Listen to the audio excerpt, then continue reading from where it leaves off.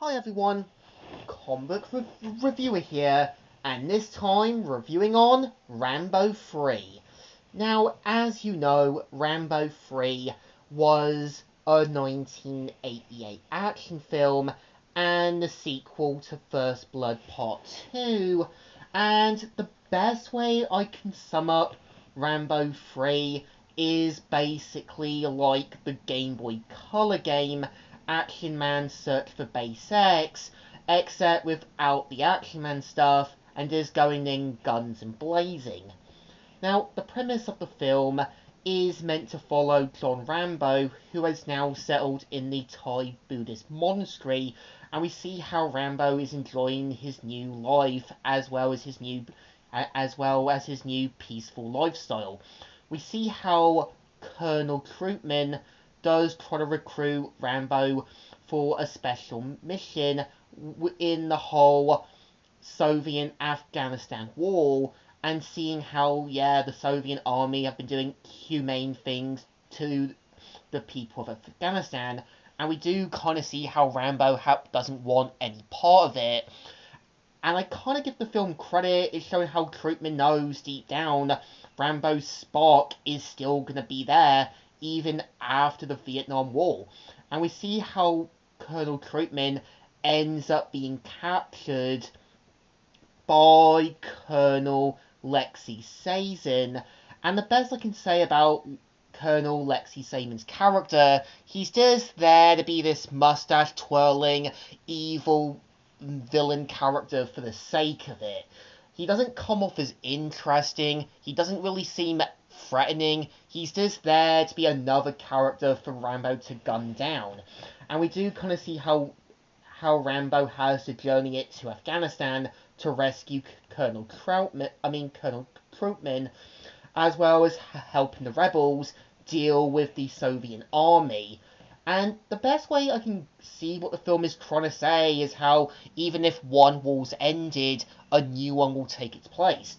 And you do see how Rambo has to slowly see that even though the Vietnam War is over, new wars will and can come. And this is something I think Rambo had to learn the hard way.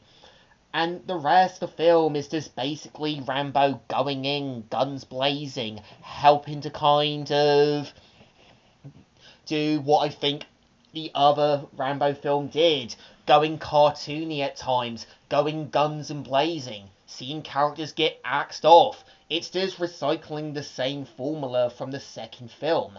And I give it moments where it can go a little serious, like obviously Rambo seeing how half the rebels get blown up and most of them had family and friends.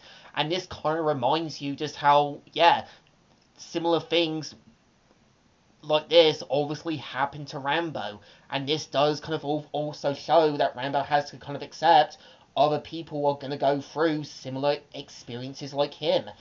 And I give it also credit is showing how near the end the rebels going to help Rambo as well as Colonel Troutman when dealing with Colonel Alexi's army. That's actually a brilliant idea, showing how they did get motivated.